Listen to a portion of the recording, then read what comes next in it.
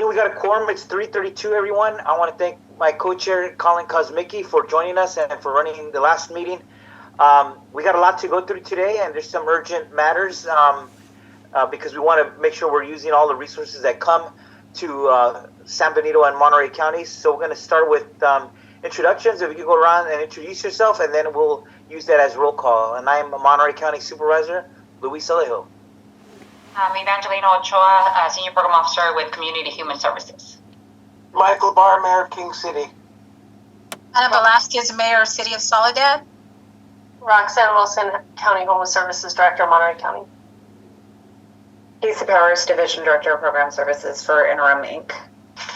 Hi, Laura. Keisha Lopez, Homeless Services Manager with the City of Salinas. Laura Clayton, I'm here with the Health Department, Monterey County, Monterey. Lois Katz, Directing Attorney, California Rural Legal Assistance.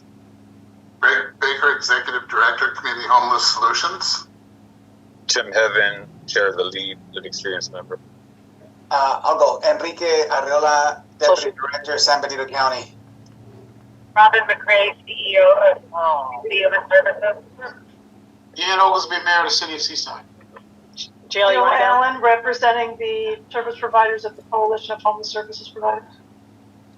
Lisa Griffin Burns, Board Chair with Community Homeless Solutions. Sarah Federico, Grants and Contracts Management Analyst for County CAO's Office, Homelessness Strategies and Initiatives Division. Yep. Cindy Georgia, also on Roxanne Wilson's team at Homelessness Strategies and Initiatives Division. Great. And I'm Anthony Fiedler. I'm here with Enrique as part of the San Benito team. I'm a Program Manager of Housing and Homeless Services. Thank you, Anthony. And Daniel Valdez with CAO's Office, Homelessness Strategies and Initiatives Division as well. Eve Mata, Program Manager with Community Homeless Solutions here. Wes White with the Lived Experience Advisory Directive. Jeanette Mapp, Program Facilitator at Gathering. I think it's always good if everybody just kind of be able to say your name during these meetings to get us started. We do have a quorum, so we'll just ask Katrina, any additions or corrections? No additions or corrections, but I do want to let you know that we did send out our HUD debrief. We do not have time at this meeting to go in depth with that, but I did want you guys to have that information as soon as we got it, and we will prepare a more in-depth presentation next meeting. Great. Thank you for that, and we'll encourage everyone to read it. That was sent with the modified packet today by William Gomez, right? Yes. Thank you. Let's go to item number 3. There's no other modifications to the agenda. Public comments for items not on today's agenda will allow for 2 minutes. And if you could please raise your hand to be recognized, and we'll give you that time.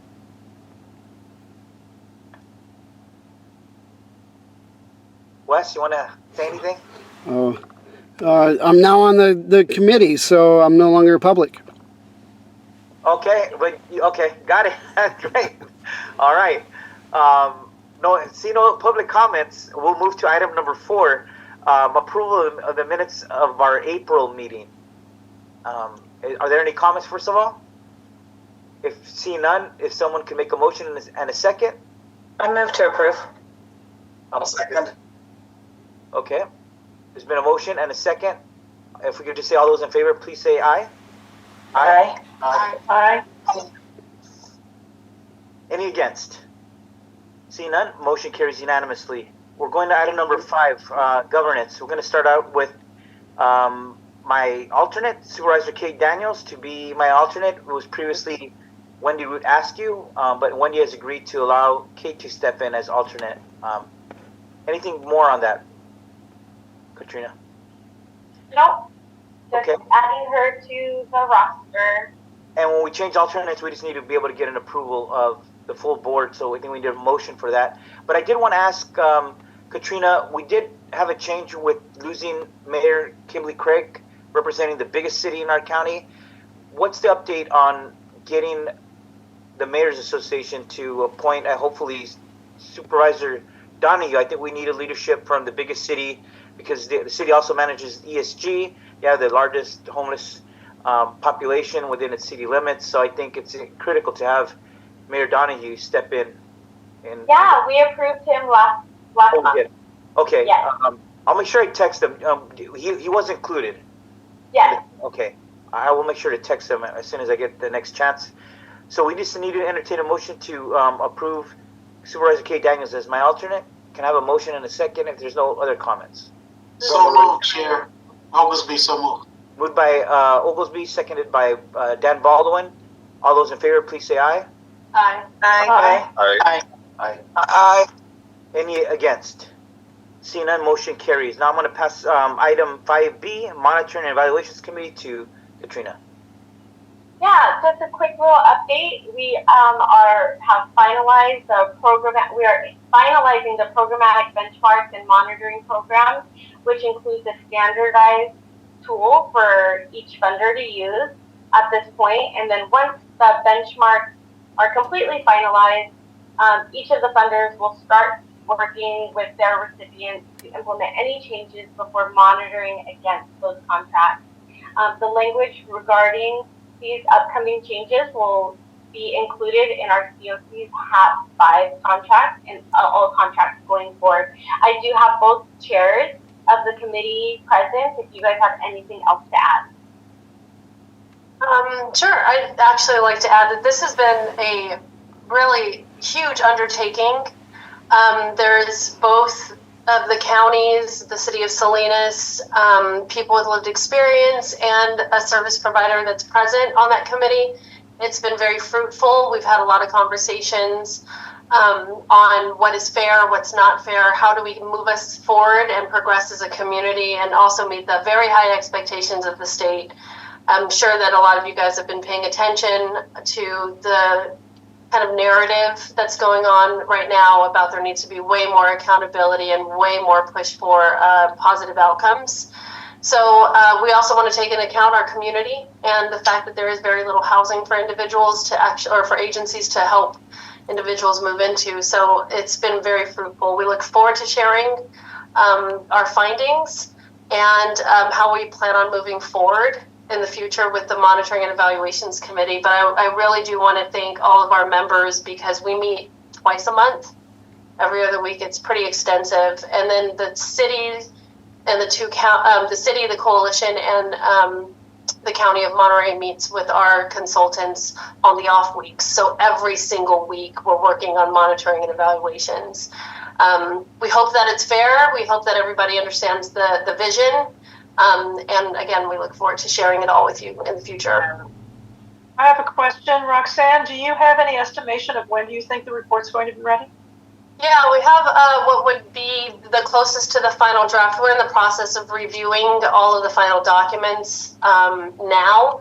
We'll go to the Monitoring and Evaluations Committee, I believe, this week or 2 weeks from now. For us to just all vote to approve it and move it forward. And then, so I would say within the next 2 to 3 weeks, Jill, it'll become very public, and we'll work on getting a presentation of everything to the Leadership Council by our next meeting. Looking very much forward to seeing that. Thank you for all the hard work. Thank you.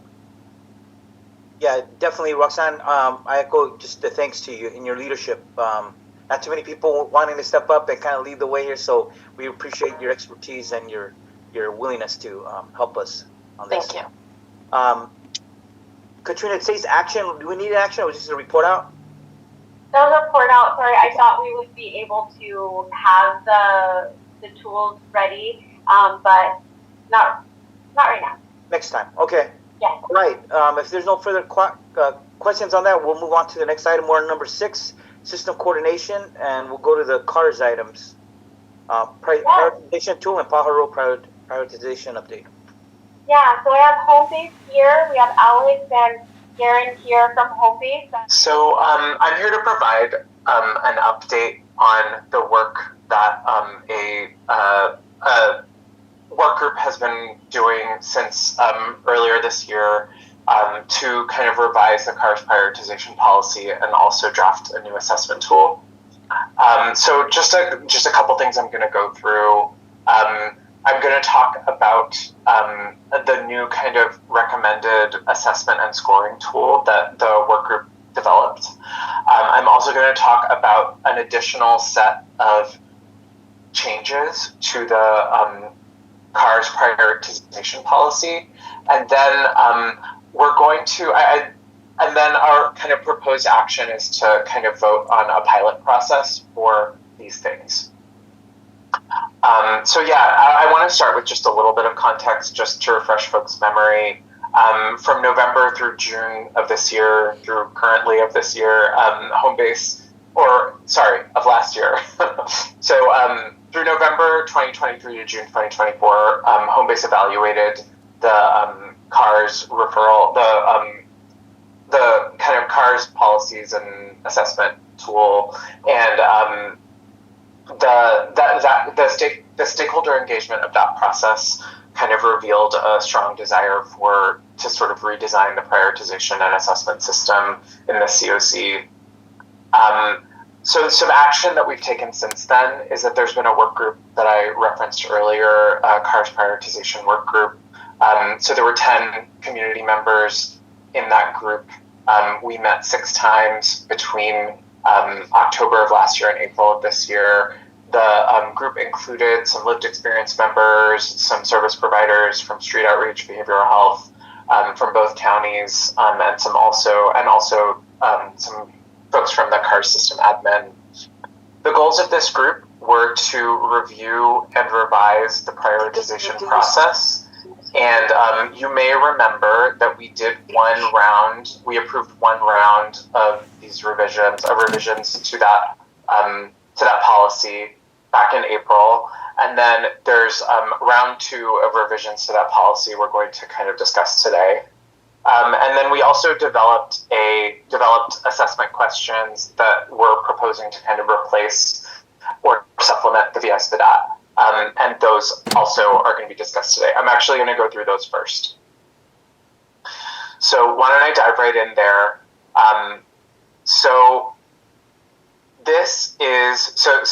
What you're seeing on your screen here is a list of kind of the priority populations that this work group chose to prioritize. And in the right column is the point values that we're proposing to kind of assign to those populations. Some things that are different about this versus the old assessment system are, first is the addition of unsheltered as a priority population. Second is the point values changed just a bit. So we kind of propose. So basically, there are some points that these populations were allocated through the VI-SPDAT, and then there were certain other populations that received kind of a bonus through prioritization on the by name list. And so we kind of changed those point values to sort of reflect the current community priorities. So that's the second thing that's changed, is the point values. The third thing is these 4 additional questions at the bottom here. And these are all related to basically experiences with discrimination. So the first 2 are about discrimination based on race, gender identity, or sexuality. And the way it asks is, have you had trouble getting or keeping a job based on those factors? And have you had trouble getting or keeping housing based on those factors? And then the second 2 are related to kind of physical needs. So medical needs or a disability, if you've ever experienced trouble getting a job or keeping housing due to your physical needs. And then, so that's kind of the third thing that's different about this system versus the former system. And the fourth thing that's different is we would no longer be using the VI-SPDAT assessment tool. This would be the way that people would be scored for prioritization. And the way that we would sort of determine these populations is through existing questions that are already asked in the HMIS standard intake form. So that was kind of another topic of the work group, was the VI-SPDAT was kind of redundant across a number of these categories. You would be asked kind of an intake question, and then you'd be asked kind of a parallel question in the VI-SPDAT. And the experience was that kind of the same questions were being asked multiple times. So this is sort of so we're proposing to kind of mitigate that by just using these questions in the HMIS standard intake form and sort of assigning point values based on those. So on the prioritization, that will not affect what King City has in place for their home key project?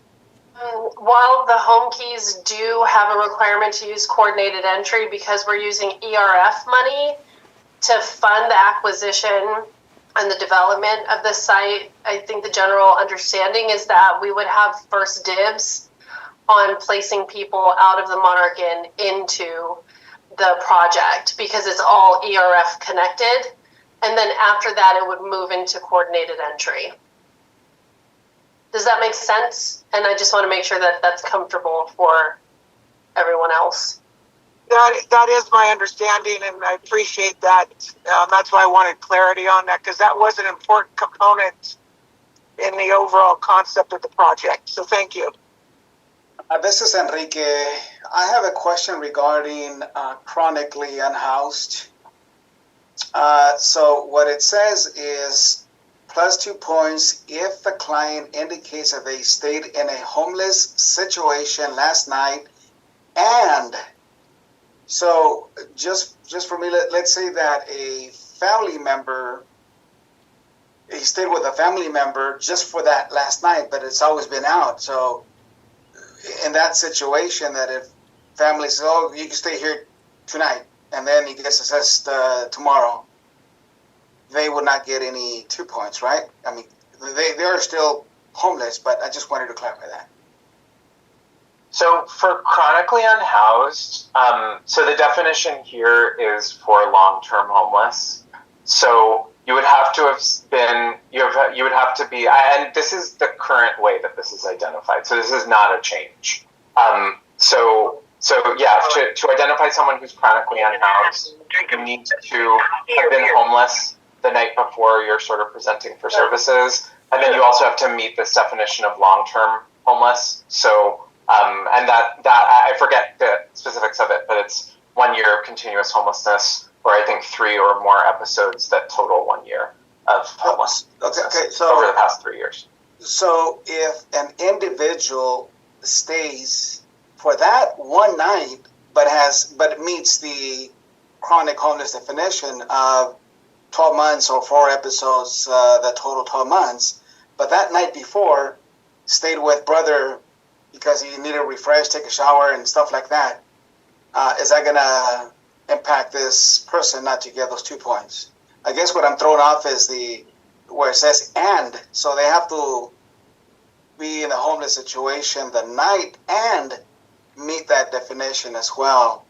I would say that if someone is still homeless, even if they stayed one night the night before at a friend's or family's home. I just wanted to clarify. Yeah, the intent here is not to change the way that chronic homelessness is currently assessed. So if you're saying that that's not the way it's currently assessed, then that's something I'm not saying that. I just want clarity. Yeah. Someone couch surfing for the night doesn't technically break a chronicity, doesn't break their chronicity. If they stay with them for a series of nights and they were like housed there. Okay, so the answer is yes. That's different. They will still get the 2 points. Yeah, they're still chronically in-house. Got it. Thanks. Thanks, Roxanne. We'll go to Phyllis Katz, CRLA. Hi, thank you. I think that Roxanne may have just answered the question, because I'm thinking that there are people who get their Social Security checks at the beginning of the month and pay for a couple of nights of hotel rooms also. So I think there are a lot of ways that can arise. Thanks so much. And thank you, Enrique, for bringing that up. That's an important clarification. Thank you. This is the assessment and scoring tool. And then there's also kind of a contingent set of revisions to the prioritization policy. So yeah, just to refresh folks' memory, there were a series of changes that were approved by this committee on in April, and that was to sort of codify the current practice of dynamic prioritization into policy. And that wasn't reflected in the policy, but it was the current practice. So we're here with kind of another round of changes to this policy, and those are mostly to reflect that proposed new assessment. So basically, there are changes just kind of replacing references to the VI-SPDAT with CARS assessment, and also removing these rules around administering the CARS assessment, because these are kind of tied to the VI-SPDAT. These are sort of VI-SPDAT specific rules, not changing the order of the questions, or changing the wording of the questions. I think our intent is for this HMIS intake form to be a little more conversational. And they also add unsheltered as a prioritized population, and then they remove this kind of point system that was kind of identified as an appendix, and it sort of adds a version of that like table that you just looked at. There were also some other kind of minor grammatical changes in there that we just took the opportunity to fix. And then this last bullet, you may notice that there was kind of a lengthy addition. If you've had an opportunity to review this draft, there was kind of a lengthy addition at the end, which is this non-emergency transfer policy. That's still pending review by the Oversight Committee, so we're sort of not including that in. You can sort of ignore that for the moment, and we're not proposing to include that in kind of what we're moving forward. So we do have a proposal, and that's to conduct a 6-week pilot of this new assessment and scoring tool. And just like a couple additional kind of details about that. Participants in the pilot would receive this kind of amended HMIS intake form, and also those additional questions related to experience with discrimination. And then they would also receive the VI-SPDAT, just so that we're able to have both sets of data for comparison purposes. And then Home Base and CHSP would sort of incorporate the results of that pilot into the tool and kind of bring a revised tool back to this committee for approval, like at a later date. And our target for that is October. No, but I would just ask Katrina for her. She is recommending doing these changes just as our executive director. Katrina, are you suggesting, because it's very technical, for those who don't always attend these meetings or are not totally familiar with this on a day-to-day basis, this may be a little confusing, but I think we want to look to you to your recommendation for the pilot and for these additional changes. Yeah, so we want to make sure that we're fully testing this out, and that's why we're requesting the pilot before we have you guys approve the tool and go into full implementation. So we have 3 organizations that are participating in this pilot, and they'll have training, and they will simultaneously be administering the new assessment and the old assessment so that we can cross-reference the data and work out any kinks, if any, before a full rollout. So our proposed rollout, if all goes well, wouldn't be until November. Great. So yes, this is our recommendation to make the necessary changes as stated by Garen, and to pull this into a 6-week pilot. Great, and that's reassuring hearing that we're trying this out first before we make it a permanent policy. We're going to go to Casey Powers and then back to Phyllis Katz. Thanks. I just had a question about codifying the dynamic prioritization. What exactly are we doing currently for dynamic prioritization, and what language was added that codifies that? So go ahead, Katrina. Oh, I was just going to say, so basically dynamic prioritization just means that the highest acuity individual at the time that an opening is available is sort of recommended for that opening, or given the choice to kind of move into that housing opening. And that was already the current practice prior to sort of the revision of the policy. So yeah, we were just sort of like codifying the current practice. Right, because the way that the VI-SPDAT was working is it recommended housing intervention, and sometimes people will wait for years before they're able to get into housing, and they could be on the top top of the list, right? And we try to move people into housing that they're qualified for, and not stick to just the recommendation that the DI is saying. So if you scored between whatever number and your recommendation is permanent supportive housing, but there's a transitional housing opportunity available, let's get you off the streets into transitional housing and have your caseworkers start working on that permanent option instead of just staying outdoors. So that's kind of what that is like. My other thought is that I'm concerned about this concept of asking people if they've been discriminated against, because in my experience, 80% of the people who walk into our office will say they've been discriminated against. And when you dig into that, like, what do you mean by that? Has anything been said? Has anything been done? Has anything, what leads you to say that? They can't pinpoint anything. It's just, they don't like me. And so my prediction is that that's not going to be useful. I think that discrimination on the basis of disability is kind of clear, because if somebody doesn't put railings or a ramp in, that's a pretty clear measure. But these other categories are really broad, and I wonder if there isn't a more useful way of assigning points. Thank you. Thank you, Phyllis. Just like one clarification, and this might be pedantic and kind of not what you're getting at, but like the question isn't have you been discriminated against, it's have you had trouble getting or keeping housing, or have you had trouble getting or keeping a job. So that puts like a slightly finer point on it. It's not quite as broad as just have you been discriminated against.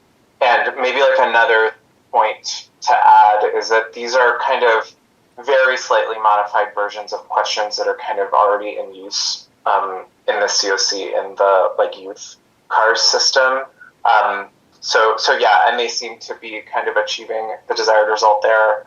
And then maybe a third point is I love like a prediction, because then that's like it's great fodder for a pilot. So like it's good that we're piloting it so that we can see if they're having like the predicted effect or if they're not, and then kind of make modifications if they aren't.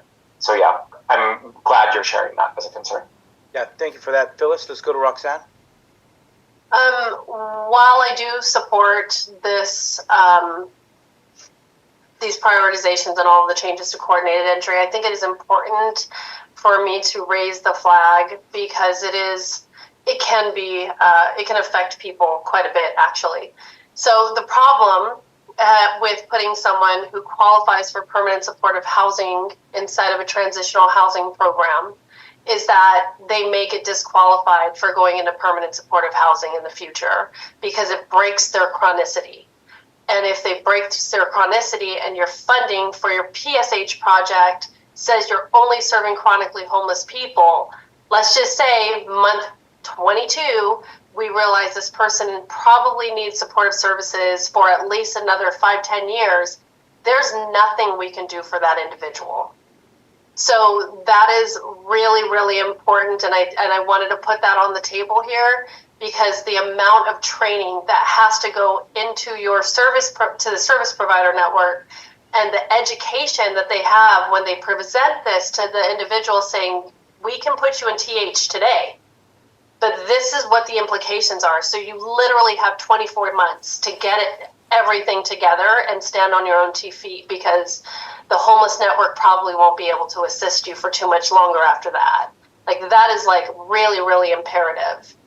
She's absolutely right, and it is going to take a level of training for the service provider network to be able to relay that information to clients in that matter. Also, we don't have much transitional housing anymore. That was probably a poor example of me trying to explain a dynamic prioritization. And Roxanne was also a part of this committee, so she's well aware of all of the things that we've discussed, and has brought a lot of high level concerns to us that we feel that we have worked out as a group. I get what Katrina is saying. I still feel that there is a huge value in figuring out a good training for service providers that use this tool, and then repeating that over and over again, because I know how training goes with service providers, and it bears repeating like every 6 months until it sinks in, especially with the high turnover that we have lately. This may not be such a concern for transitional housing, or what we would call transitional housing, but interim supportive housing is on the rise. The need for it is on the rise. The preference for it by the state is on the rise, and it falls into that same category. So this could be an issue going forward. Everybody needs to be aware of that, and the tool, the assessment tool, is where it all begins. So it is a concern. I'd like to voice that concern and be a part of anything that's going to be able to mitigate that. Yes, Senator. Chair, yeah, I just wanted to also voice the same concern. It feels like it's a catch-22. So anyone that has transitional housing, I mean, it's a great service. It does provide level support, but it's time limited, and they still don't have their life together. And there's a lot of challenges and a lot of needs. So I get it as far as not being eligible for permanent supportive housing, and it's smart to have different levels of housing, from emergency to transitional to permanent supportive housing, other forms of housing. But it is going to impact, and I'm not sure anything can be done about that. But I'm concerned as we offer transitional housing for individuals. They need to be made aware that, hey, this is how it is, and also other providers. But it's just wanted to voice that. Regarding, not to get too much in the weeds here, but regarding the impact it might have on future housing, my question would be, how many permanent supportive housing you have to be chronically homeless as a criteria? And then as we're setting up future permanent supported housing, maybe we can keep that in mind, as far as like chronic homelessness versus periodic homelessness, or however else we're seeing other homelessness. So that's just something to throw out there. So I'm wondering if we can change some definitions here, because if people, I mean, in a lot of ways, people get ready for permanent supportive housing by being in transitional housing, and going from being completely homeless into permanent transitional housing can also be a recipe for disaster.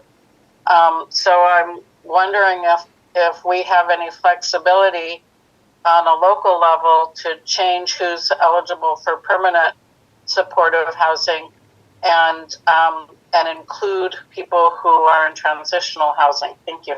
So I think Phyllis is dead on. I think maybe revisiting definitions is a way forward. I just met with the state and discussed this very topic, and they suggested back that we get creative instead of having people sign leases or formal housing agreements, that we place them in congregate living, and we call it a form of emergency shelter. And so that was direct technical assistance from the state-funded folks. I know that the HUD definitions also are need to be considered here. But I feel like if we can get creative with maybe some of the things that prevent us from making these placements, maybe we can navigate some of those challenges. I'm so sorry, I'll keep it brief. Transitional housing has been a dying intervention for quite some time now. So I do agree that either you do a low barrier navigation center, emergency shelter, or you do permanent supportive housing. Bridge housing is a form of transitional, I suppose. But anytime you give someone a lease, you break chronicity.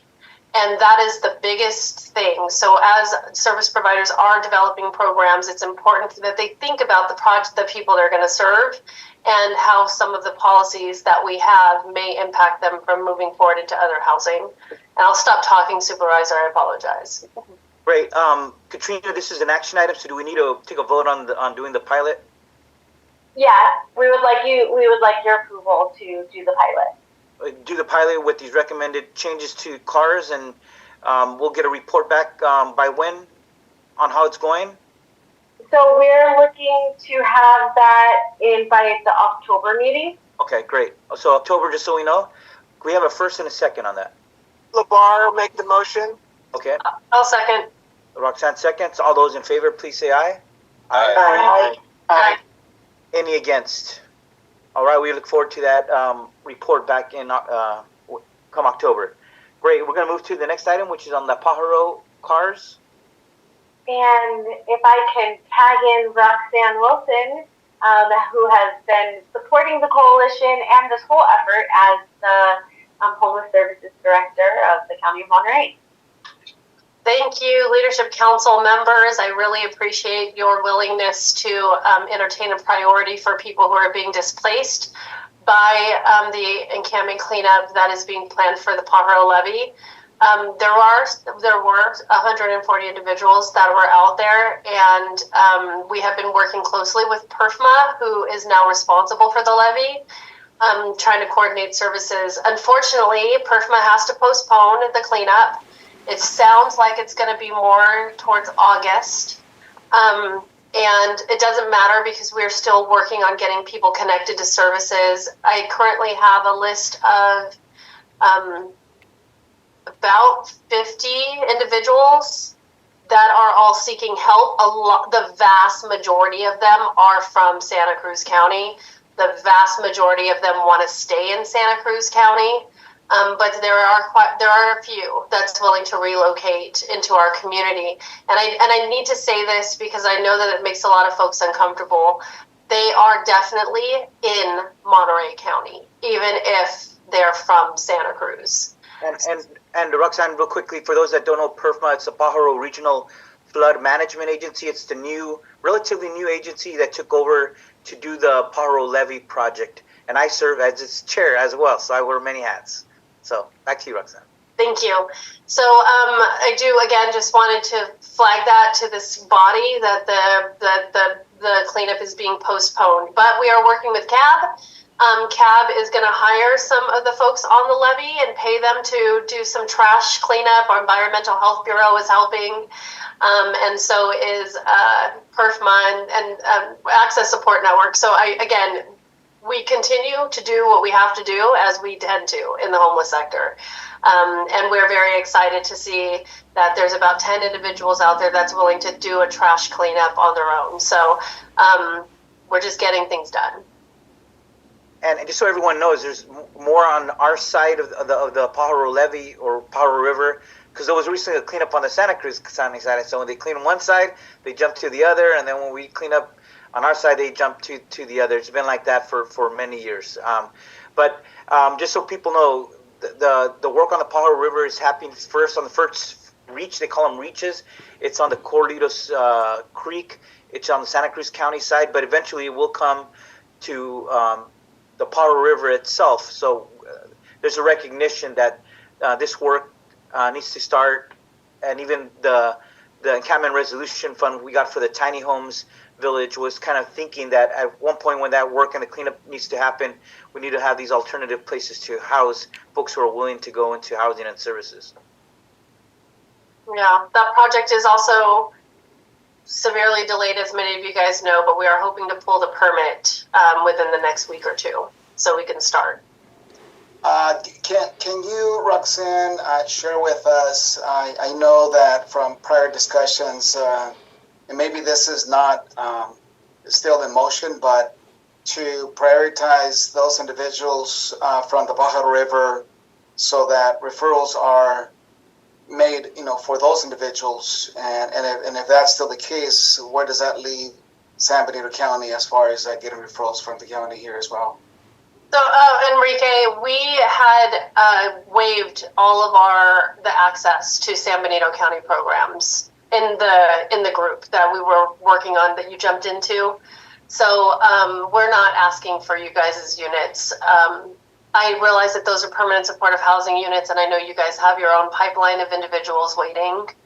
So every time they had come up, we had told the coalition, just let San Benito County have it.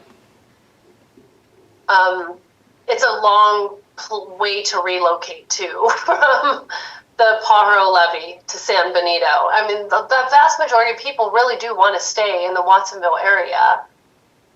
There are very few people who are saying, I just want to be housed. And we're currently working on one who is severely, he's been homeless for 40 years, and he is next up for permanent housing. So his paperwork is being processed. I mean, we're changing a lot of lives, but I don't want to disrupt what you guys got going on over there, Enrique.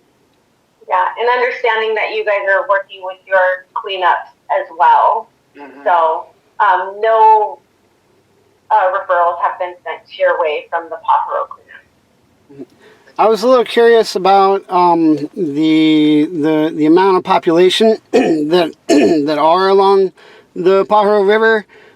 It extends quite a bit on both sides of I guess what would be like Main Street and maybe Hall Road. The bridge that goes over, they're on both sides. So is that trying to mitigate the entire 2-mile stretch or 3-mile stretch? And then how much do you think the cleanups are costing Monterey County as well as Santa Cruz and Watsonville to keep pushing people from side to side? And based on that number of population that are going to be moved, how many do you expect to see again at a future sweep? So, Wes, the county is not responsible for that levee cleanup.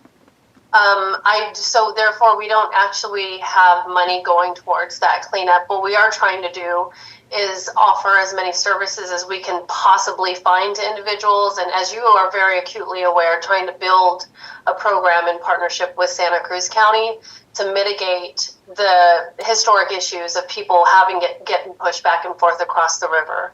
I'm not sure if the other jurisdictions that have some say-so over the levee are putting any money towards the cleanup, but we are not. The most I have is I bought trash bags and 5 wheelbarrows today to help with the trash program. I'm sorry I couldn't be more helpful to you on that. And Roxanne, I could say the PERFMA is planning on putting resources for the cleanup. Some of the encampments have become substantial in size, and they do obstruct other work that needs to happen on the river. For example, the tree trimming and vegetation trimming, it interrupts that, and the machinery not be able to get through. And even some of the contract employees and the PERFMA employees, there's also issues on the encampments and the dogs that are protective of the area, but it's causing issues and safety to employees trying to do maintenance work on the Pajaro River. So those issues are real, and the sizes of some of these structures are getting substantial in some parts of the river. I guess my follow-up question was, I'm pretty sure there's like 7,500 people on that 3-mile stretch, and what's going to go into the tiny homes is probably less than that.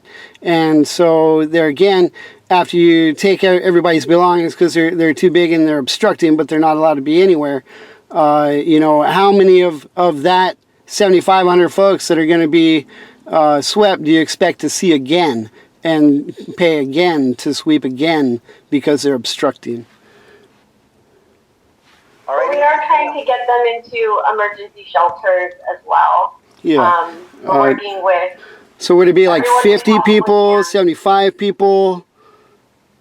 Wes, we're not going to keep going on this. I know you have but the number is large, and we know this. Thank you for not answering. Thank you. Thank you for all your miraculous work on getting these different components moving in that area and in partnership with the City of Watsonville, the County of Santa Cruz.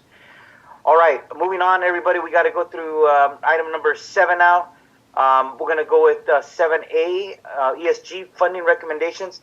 I did want to just, as they load that up, just an update from the state, because I think tomorrow is Thursday or Friday, they're going to be voting on the state budget. And there's not a lot, there's 0 allocated for what would have been HAP round 7. Originally, they only included intent language for the subsequent year, which would be 2026-27, to the intent to include 500 million, which is only half of what we were getting previously. It was in 10 language only, but supposedly, I haven't read the bill, but the news yesterday said that there's language in there for the subsequent year. But nonetheless, it's still half of the resources that we were getting, so it's going to be much less to do work or to sustain what we have. As the second vice president of California State Association of Counties, I've been very vocal, engaged up in Sacramento, as has our association and the League of Cities, because while it's kind of like the governor and the legislature throwing their hands up in the air when they're not giving an additional cent to continue the work that we've been doing in a collaborative manner at the local level. And so we've been pushing back, and even today there was a Senate budget hearing as we were joining on this call, that we were still trying to make noise and to hold the state accountable to keep its promise to continue to provide sustainable funding for this work that we're doing. But with that, it also comes the need to show results, and also the legislature's excuse was, there's still some money out there that's not being utilized, right? So that's where, when we go into these conversations about unutilized funding, and this issue is particular to HAP, but there's some other funding streams where we got to be really aware that we have to draw down that money, but then put it to its intended use, because then it gives the legislature an excuse to say, well, there's still money out there that has been not utilized by the COCs or the counties or the cities, and then they're unwilling to give a commitment of additional dollars, which I think is part of that is explaining what's happening now. So thank you everyone for having me. Keisha Lopez, Homeless Services Manager with the City of Salinas. In your guys' attached Leadership Council packet, there is a report requesting a reallocation of state ESG funding from the street outreach component of the amount of $32,090.34. Our partner agency Interim has been providing, spend down plans on a monthly basis, but unfortunately, because it is a reimbursement basis, they have been sharing that they feel it is best to do a conservative approach and not risk losing the funding that the COC has available for street outreach. And so in discussions, we have decided to reallocate funding from one street outreach program, which is Interim Inc. Macomb, to the Salinas Outreach and Response Team. And so I guess you guys are pulling up the report, so thank you so much for that. So the top graph, the basically shows the allocation that it was back in February.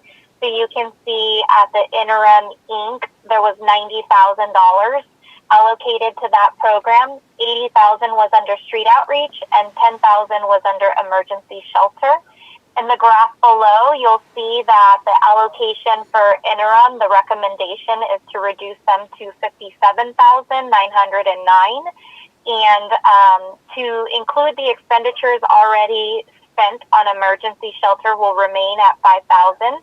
And the street outreach was decreased to $52,000, and the allocation of the funds was moved over to street outreach for the Salinas Outreach and Response Team. And the reason that we chose the Salinas Outreach and Response Team is because it is the best option financially to ensure that the program funds are spent by next month, which is when the funding is set to expire. So by keeping it in-house, we're able to charge our staff to this account, and we'll draw it down by the time that it's due, which is actually August. Sorry, not July, but August. And so we're requesting Leadership Council approval to reallocate the funding from Interim to SORT. Any questions? Yeah, Keisha, so this is specifically funding that needs to be used for street outreach. Correct. Okay. Thank you, Salinas, for managing this ESG funding stream, and for staying on top to make sure we're utilizing all the dollars. But the recommendations come for this board for approval. So we appreciate that. And if there's a motion and a second, then we can take a vote. Motion to approve. Okay, thank you, Wes. Is there a second? I'll second, Luis. Okay, thank you, Dan. All right, all those in favor, please say aye. Aye. Aye. Aye. Those against? Thank you, everyone. Okay, all right, motion passes. Thank you very much. We're going to now go to the HAP funding request. This is. As you all know, we were awarded for HAP 5 $3.1 million. We obligated 1.9, and there was a remaining balance of 1.2. As a result of our last Leadership Council meeting in April. Since April, we have received several funding requests for the remainder of the HAP funding.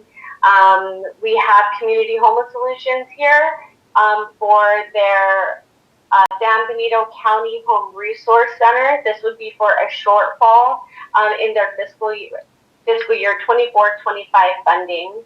We also have Community Homeless Solutions coming in with the Home Resource Center located in San Benito County for their expansion of their operations for 25-26 for this 204, and then $187,000 for the San Benito County Home Resource Center for expansion in capacity.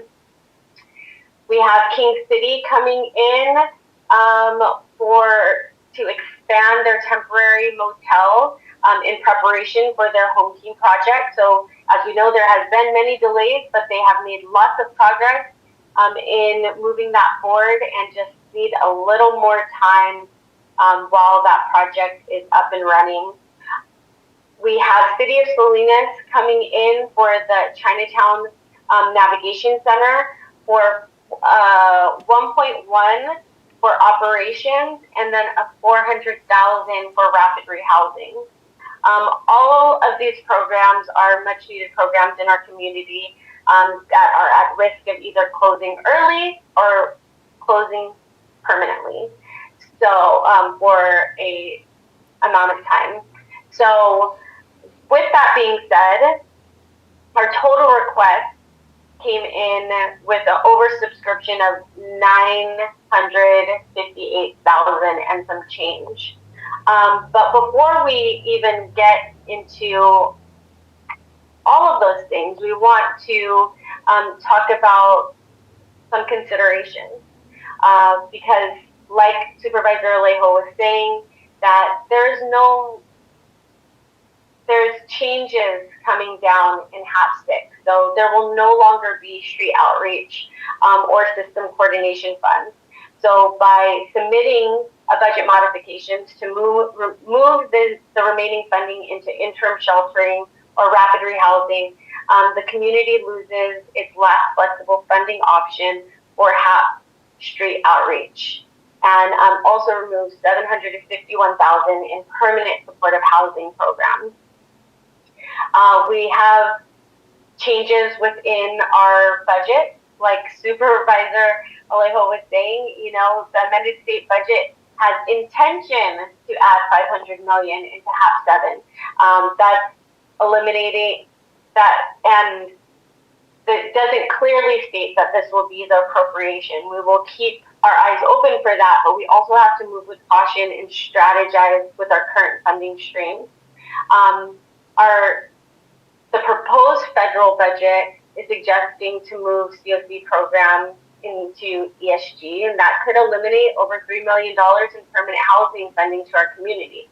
But ESG program also does not include eligible uses for permanent housing, HMIS, coordinated entry, and really invest into emergency solutions such as shelters and outreach.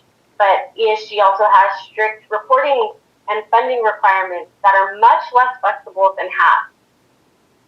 When we're looking into City of Salinas, we really need to get more clarity and explore if there is further commitment for the City of Salinas for next fiscal year. It would be imperative to know if there is a commitment by them in order for it to be a responsible investment in that program. These are hard discussions we have to have, and uncomfortable discussions for me. So I'm coming to the Leadership Council with seeking out direction on how you guys would like us to move forward in whatever fashion you choose fit, knowing that this is what we currently have, $1.2 million in these three categories currently. Budget modifications can take place through HDB, but we have an oversubscription of 958,000 for these programs. I really hope that you guys are able to go ahead and look at the read ahead packet. I know it was got to you guys late and there were revisions, so I apologize on behalf.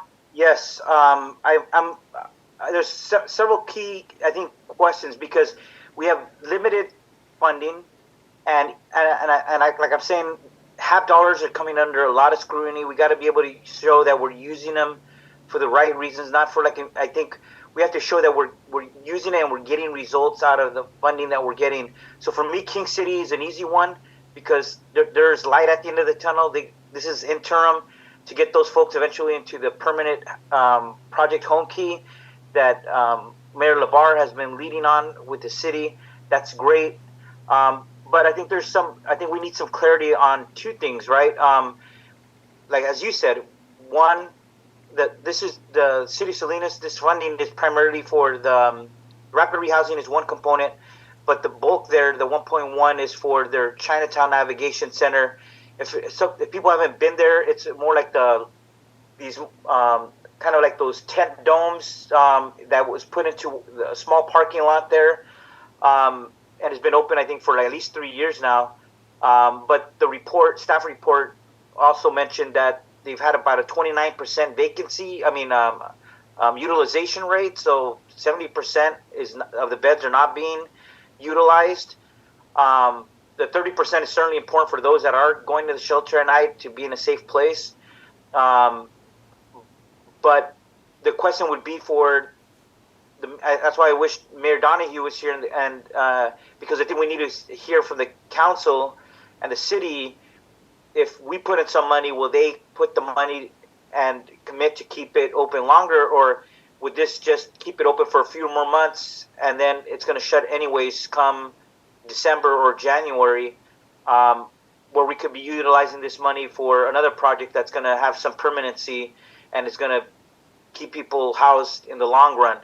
So that's one question I would say we have for Salinas, and maybe Keishla could help us get some more information on it. And then the second was for San Benito County, at least the project in San Benito County, because I know this was a discussion recently at the board, and we do have Colin Kosmicki here.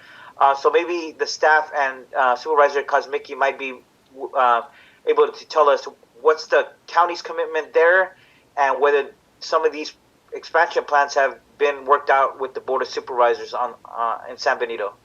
Me too. Obviously, I can't speak on behalf of the City of Salinas Council, but I do know that I did receive some direction from our council and can speak on the direction received.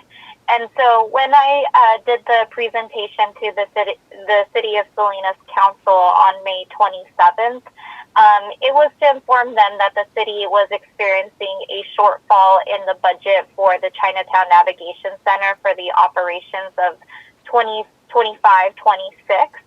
And that is when council requested direction that we reach out to the COC and county partners to see if this project could turn into a regional project where it's supported ultimately through partnerships rather than the ongoing sustainability through just the City of Salinas. So to date, the City of Salinas Navigation Center has been fully funded by general fund. And so this would be the first time that the City of Salinas comes to Leadership Council seeking COC funding to support this navigation center. I think it's also important to acknowledge that the City of Salinas does hold 50% of the unhoused population. And so Council's direction is to seek continued funding for the Chinatown Navigation Center. They see the importance of it, with a potential opportunity to relocate it to another location because some of the plans that we have in place in the Chinatown area. And so at this point, we cannot make a commitment of the longevity and sustainability of funding. I will be returning back in August to City Council to explain to them the different efforts that the Navigation Center and the city has made to acquire additional funding. At the very least, we are hoping to get this project through weather inclement, because when we would be closing down would be, I believe we said October 31st, which is approaching weather inclement season, which starts November to February. And so if we close this shelter down before weather inclement, we're going to have an increase of numbers of individuals experiencing direct homelessness outside if we do not at least keep this shelter open through weather inclement. So I'm not sure if I answered every question, Supervisor Alejo, but I'm happy to answer any more if I didn't. Yes. Well, you answered something, you raised some, right? Because obviously, if you're planning to move, that's very expensive in and of itself to move a structure of its size. And to find a site, I don't think it's been publicized that the council has even discussed that yet. That also puts a question mark on it. If the plan is to keep it in the same place, well, that's easy, because then we'll just continue as is. If there is additional funding, it's much more complex question. If you're going to move it, and how much would it cost to move a structure of that size? All the beds and all that, I assume it's going to be pretty sizable. And for the coming fiscal year, how much funding is there available for ESG? And can the ESG funding stream that comes to the city of Salinas fund partially the continued operation of the Chinatown Navigation Center? Yeah, so the current ESG allocation, the 2023 that I just presented before, is set to expire in August. So unfortunately, those funds we wouldn't be able to tap into. We did submit an application for the ESG 2024 funding, which is $277,000, and so we're waiting to hear back to see whether we have received that allocation. It would not be so much, but if the Leadership Council would like to repivot the funding allocations that were submitted for that application, we can come back and also discuss that. But I do want to acknowledge it is only $277,000, and it probably would only cover about a month operation for the Chinatown Navigation Center if we were to use that funding. Right. I'm just looking at, as we've done in the past, trying to see if the city commits some, if the COC HAP commits some, and then the ESG is utilized. How could we keep it operating longer? The other part there was, how could we increase its utilization, right? Of 29%, if there's significant money going into it and only less than a third is being used, then that has me concerned as well. But I'll go. So I'm not sure where in the report it's talking about the utilization. The Chinatown Navigation Center has been almost at full capacity for the past year. So they're ranging about 5 available beds per night. And so I just wanted to clarify that for the most part, the beds have been fully utilized, at least 90%. That is good to hear, and that removes that concern out of the way. Thank you. Mr. Chair, I think you asked for kind of like the funding situation over here. So we presently are, in July next fiscal year will be the 3rd year of a 3-year contract that we have with Community Homeless Solutions. The contract amount is $1.5 million or $500,000 per year. We did an amendment adding about $79,000, I believe, or so, but it's been about $500K a year over the last couple of years, inflation has been skyrocketed, and the cost of providing services have impacted the operation totals. So from what I know, there's a deficit for this year in the amount of $150,000 for this year, just for operation gap. From what I also know, in having some discussions with Community Homeless Solutions, Greg Baker, the executive director, there's also a need to, I'm not sure if everybody knows, the way that we structure the shelter here in San Benito County, because we don't have the sufficient funds to keep it open 24/7 year-round. It operates on a limited basis half the year. So half the year it is 24/7 for 6 months. In 6 months, everyone leaves at 8 a.m. and comes back by 5 p.m. So during the day, they're out and about, unstructured and bad habits and you name it. So that is one of the asks as well. And the other ask, I don't recall exactly, Mr. Baker, but for expansion. So the idea, because of capacity limitations and going through river encampment sweeps per se, and relocating them, we want to increase capacity, and increasing capacity pretty much means expenses go up as well. So that is a huge need here in to continue with the operation of the shelter. So, yeah, Greg Baker, Community Homeless Solutions. Just to add a little bit of detail to what Enrique is saying, of those three items, as he said, the first one, $150,000, is to make up the budget deficit that we're experiencing right now this fiscal year.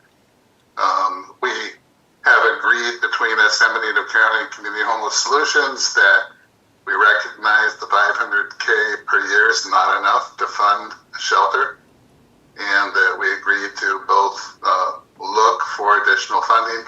We've done that this year, but have not yet been successful, and therefore the request for that. The second one is to expand the capacity of the shelter to add 12 beds.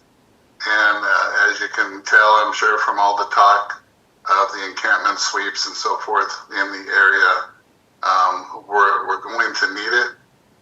There's going to be a lot of people displaced, and we need more beds to handle that demand. And then finally, the $187,000 and change is to go from a part-time shelter for half the year to a full-time shelter, $724 for the entire year. There's just such a myriad of problems that happen when we go to a part-time shelter. The people are not well served, and there are medical issues. There are substance abuse issues and many, many other drug use issues that go with that. So expanding the shelter to be open 24/7 would allow us to actually improve our housing outcomes. And I did provide a report that we have developed on our housing outcomes, and that report shows that if we can have some additional budget like this, that we can go from good housing outcomes that we're currently achieving to even better housing outcomes with additional housing navigators and resources and the time in the shelter to work with the guests. So those are the three items we're requesting. Hi, Chair. I just want to go back, and I agree in terms of King City is obviously important to be able to fund as part of the requests that we have before us.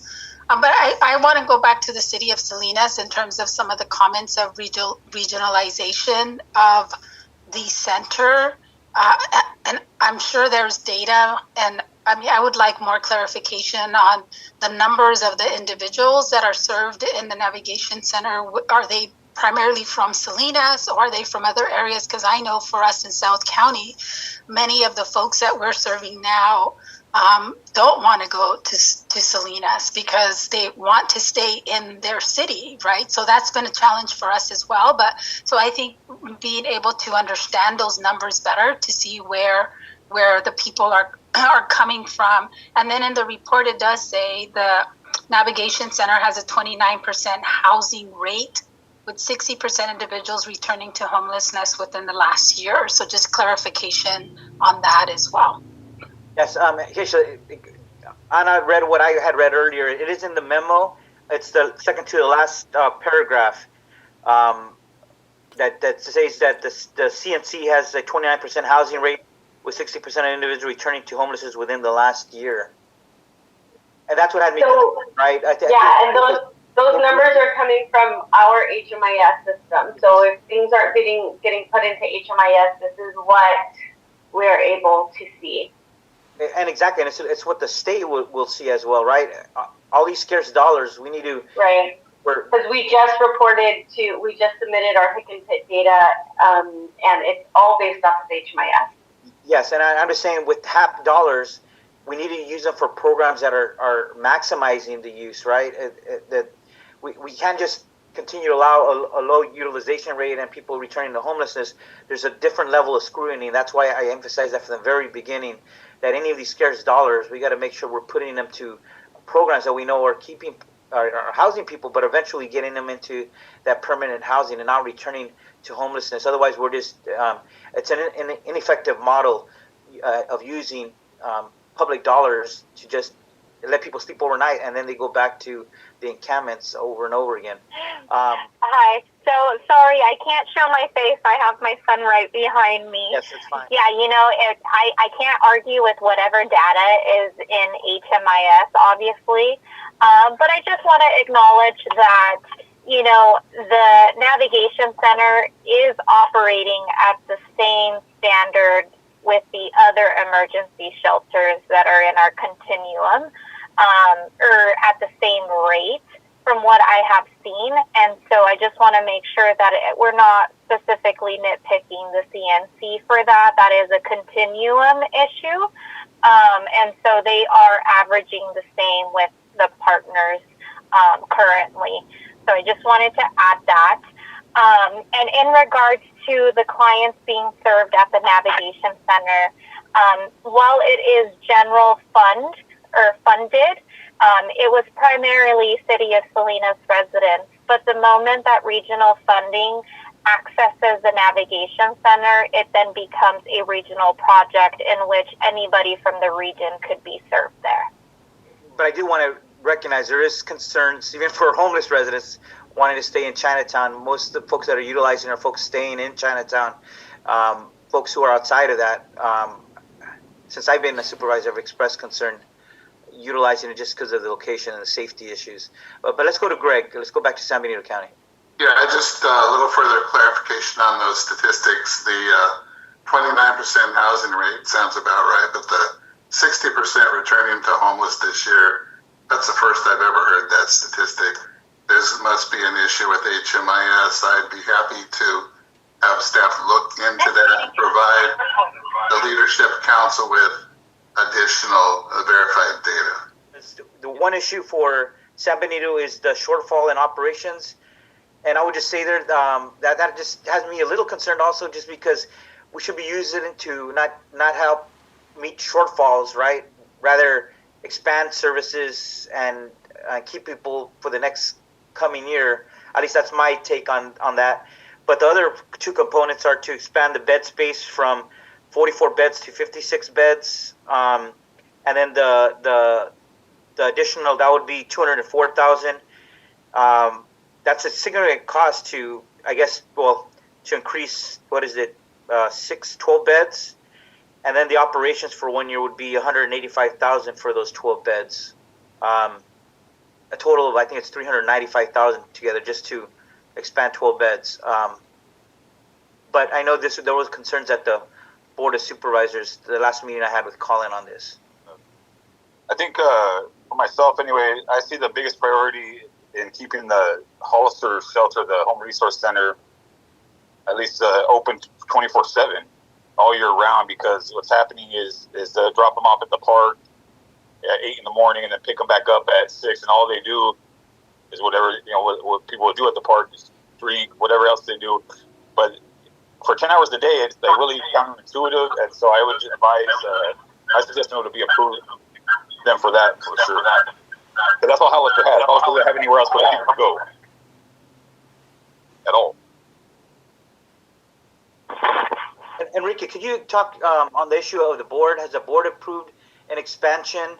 I saw the news that they kind of wanted to not go in that direction. If you could explain what happened there, because we're asking for money for an expansion, and the board of soup said they don't want that. That's an issue that I think we should all be aware of. We want the expansion, so not wanting is not even an issue. The supervisor chair, Kosmiki, has been advocating for another supervisor members. So they paused it not because you don't want to, but because of not having revenues. There you go. So that has to do more with financial revenues. So I wanted to mention that. So there is still a big need. They're still going through river cleanups. They're, from what I understand, in phase 3 out of, I think, 7 phases. So they're still cleaning up the entire river, and we want to prepare for it. And I also wanted to quickly respond to your comment about not really funding gap money. I see it more like, the operations here is really needed more than 500K. So there's been good finances and reporting and monitoring. So that's also a big need, and I would advocate for that 150,000 as well for that. Can you hear me now? It's Colin. Yes, perfect, Colin. Yeah, the 500,000 doesn't meet the need on a base level. And the other part, as far as the expansion, we've kind of, the news, as you know, they're looking for angles on a regular basis, and they kind of run with them. I told them very specifically, these reporters, when they called, I think both stations called, and one of them ran with it. And I told them, look, we're pausing everything right now while we're working through our budget, because like everybody else, we have budget concerns, and we're just pausing capital momentarily so that we can work through and iron out our budget. But we do have an expansion on the table. I told them this wasn't a story, basically, because we do have an expansion on the table. I think we're intent on their support for it to add, additional 12 beds to the homeless shelter. But it's just basically lumped in with every other capital project throughout the entire county right now. We just put a pause temporarily because we've just had some issues during our transition in administration. We're just behind on our budget, basically, and we need to get things ironed out. But I think there's support to get an expansion moving there. All right. What is the will of the board? There's a 1.2 million. Roxana, maybe we walk down to the easy ones, right? So 1.2 million. Let's include. What if we include King City? So we include 150,000, and if we include all the 3 San Benito projects, I think that adds up to, let's see, 150 plus the 395. That's 545,000 more or less. What do you recommend here, Katrina? I'm looking at San Benito County. That's 545,000. King City 150. That I think would leave like about another 500,000 for Salinas. But I think we need some more information from Salinas to what the future of the Chinatown Navigation Center is. But it does at least show that there's potentially almost another 500,000 if we could figure out what the plan is and what the commitment is to kind of piece funding together to keep it open at least for another year. With the funding, the Home Resource Center in San Benito County and King City, that's 666,000. That will leave some funding for the CNC, and I think that we just really need to get on board and hear from the city of Salinas on what their future commitments would be, and if it's the will of the council to put forth the remainder of the funding, that is your desire. So maybe we can enter. I'll go to Wes in a little bit, but maybe we could just as a motion to discuss to have a motion to approve King City and the 3 projects with community homeless solutions, and then leave the other amount pending for our August meeting to get more information with the city of Salinas. But at least it would signal that we could potentially partner for that remaining amount. Would be 539,000. I mean, that's a significant commitment from this body to the Salinas Council and the city manager to be able to put up significant money forward. But I think there needs to be a discussion among the council and the mayor and the city manager about the long-term commitment, and also improving those HMIS data entries so that we're making sure we're logging in everybody that's utilizing that service moving forward. I just wanted to bring up that, when we approved that HHAP workaround last time and it was presented to the City Council of Salinas, there were basically 5 of them that, 4 of them that really wanted to see the navigation center closed altogether. A couple of council meetings later, they rejected all bids, saying that they were overpriced. They're revitalizing Chinatown. So that's what I gathered from the city of Salinas in the last couple of council meetings. I was just going to say thank you, Supervisor Alejo and Leadership Council, for the consideration. I think it's fair to pencil it until we can get further direction from City Council.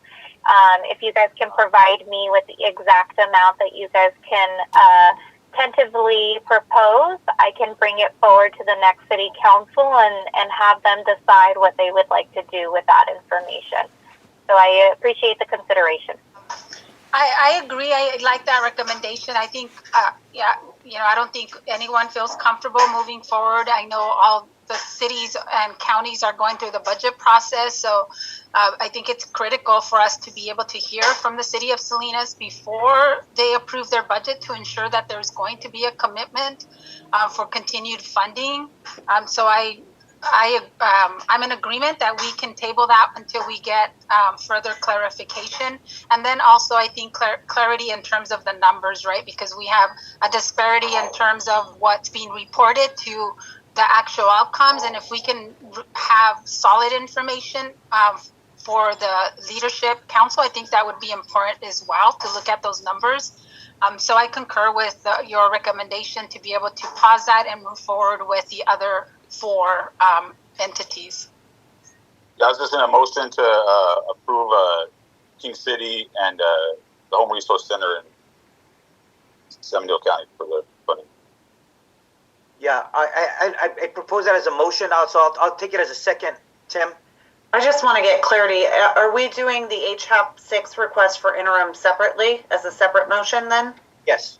Okay, thank you.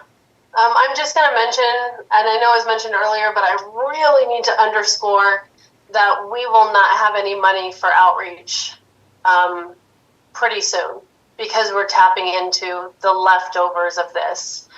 Outreach is imperative, in my humblest of opinion, especially when encampment cleanups are on the rise. So I do just want to flag that again, that this is a huge decision that I hope that we're not taking lightly. Yes, and Roxanne, I think we need, when we put how funding that we have available, we need people to apply. So if that's the county, your office needs to apply to say we need some money for outreach. I think we need to submit that when we're asking folks to for proposal of how to utilize this remaining HAP 5 funding. Okay. So I think if we approve the Community Homeless Solutions request and the King City, it leaves a balance more or less of 539, I think, is the number that we could work with. And it depends if the commitment isn't there for the council, then certainly we could relook at that, Roxanne, on the outreach needs as well. We'll flag that as something to talk about in August as well. Just real quick, am I understanding you to say that because the jurisdictions have not yet submitted outreach funding applications for this money we're kind of committed to voting for its use by these for these other purposes, or that they have time still to submit their requests? Yeah, so this fund, we already had our big competition. The remaining funds was left. It was direction or approved by the Leadership Council for that remaining funding to sit with the coalition should there be any future needs that come into the community. These are not programs. I did not solicit or encourage any proposals. These are emergencies that have come up, and those have reached out looking for support. So it's not like we were in a competition in which folks applied for these funds. It's really emergency funding being sought out. So if we are in agreement with what Roxanne just said, that there needs to be still money for outreach because of this sweeps going on, then we need to vote no. If you don't agree with what's on the table, yes. And what's on the table is what has been, the motion is to fund Community Homeless Solutions, San Benito County projects, and the City of Salinas projects. That would total about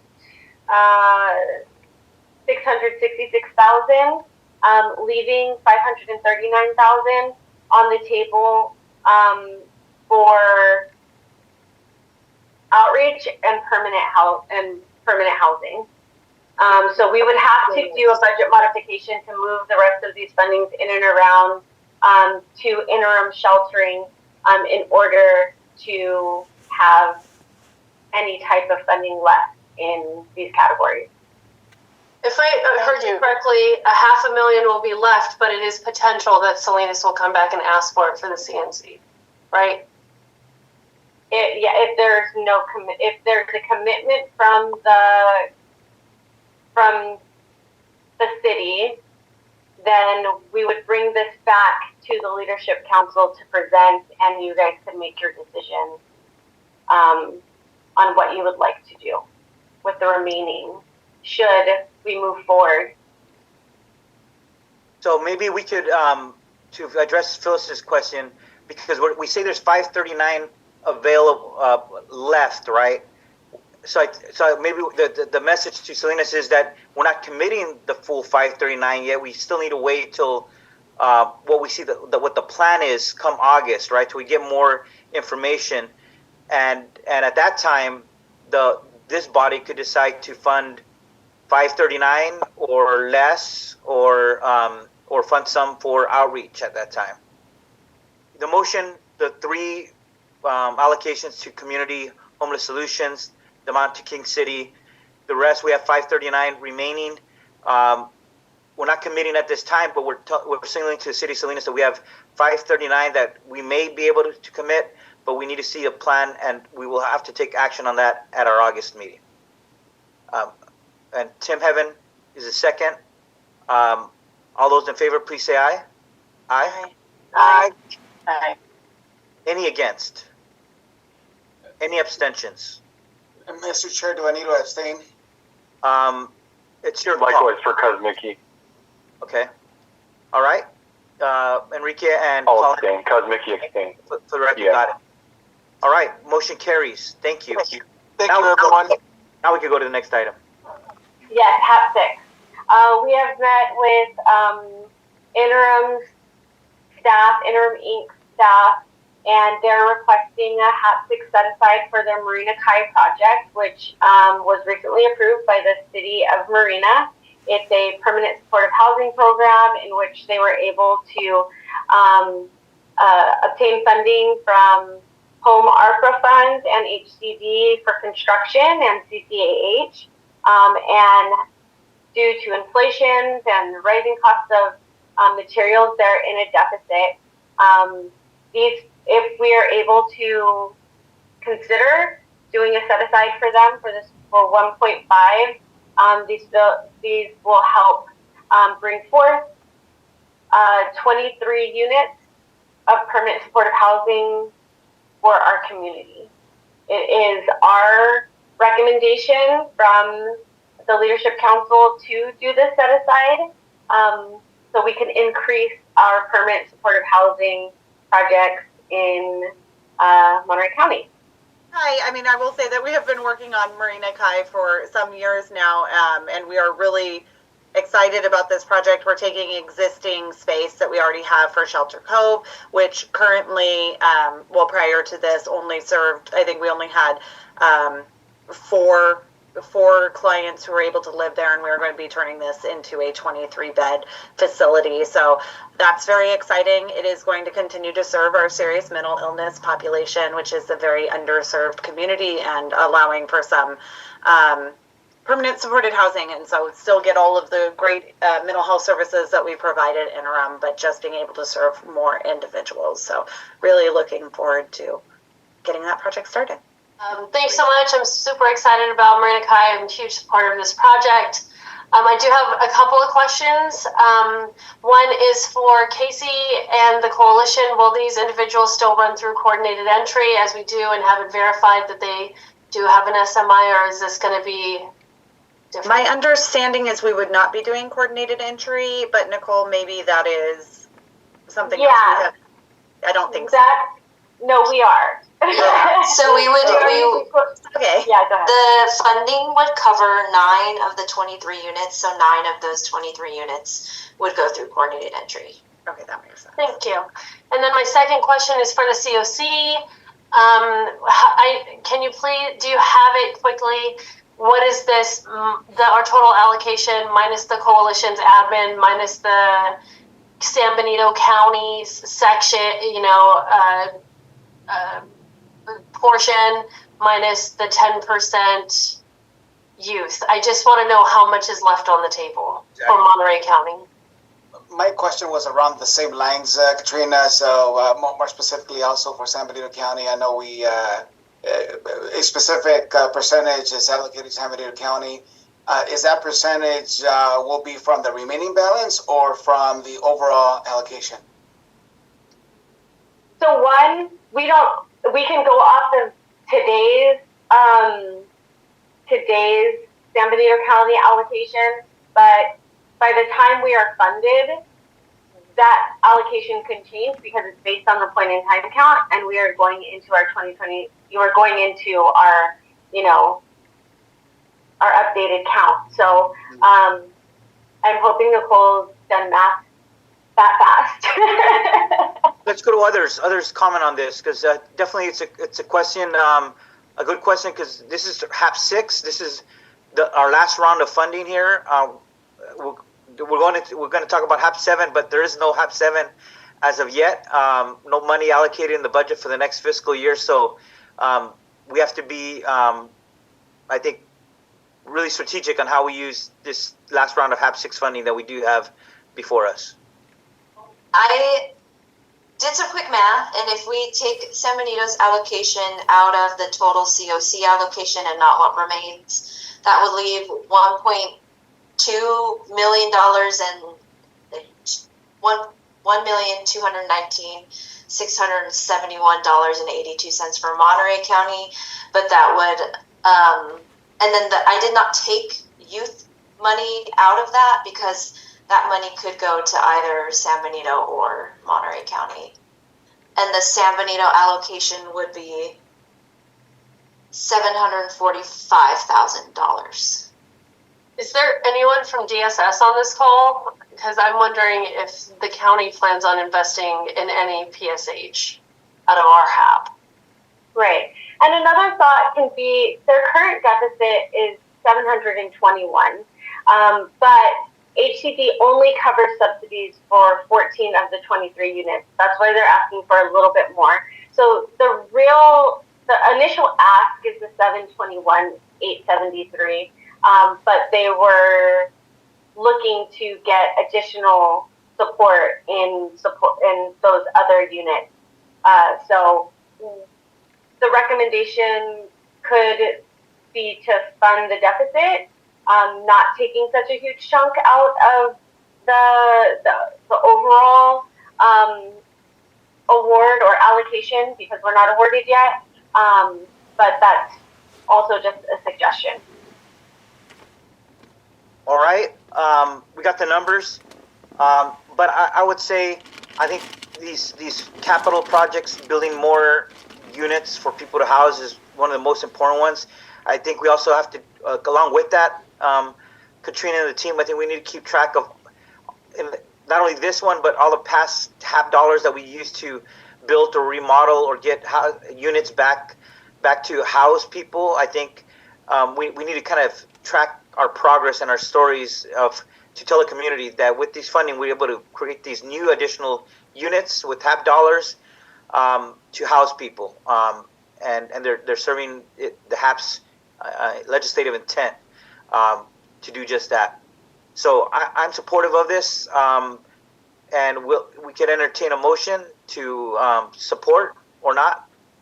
Casey, what would be the implications if we only funded your shortfall right now and we revisited the second half? You know, I'm not sure, honestly, what the implications of that would be. Okay. I feel like I would be willing to make a motion for filling the shortfall so they can at least get to the end of the development part, and then maybe we can revisit once we have a better understanding. What amount is that? The 721? Yeah, 721,873. Yes. Okay, yeah, that's what I was committed to only. And I'd like to come back and talk about the other half. Yeah, definitely. Because then otherwise you would utilize all the HAP dollars that we can use for anything else. Yeah, there's a few home keys that are getting teed up, so I'm also very cognizant of builds. Yes. Okay. All right. We'll leave it at that then. Is that your motion then, Roxanne? Yes. Do we have a second? I second. Okay, thank you, Mayor Velasquez. All those in favor, please say aye. Aye. Aye. Aye. Aye. Any against? Motion carries unanimously. I just have to abstain. Yes, thank you. And an abstention by Casey. Okay, everybody, I thank you for your extra time. Let's go to HAP, if we could do these last two really quickly. Yes, so part of the HAP 6 application, as you all know, is community input. We believe this board would be a great place for that input as it hits a lot of the groups that HCD requires us to speak to.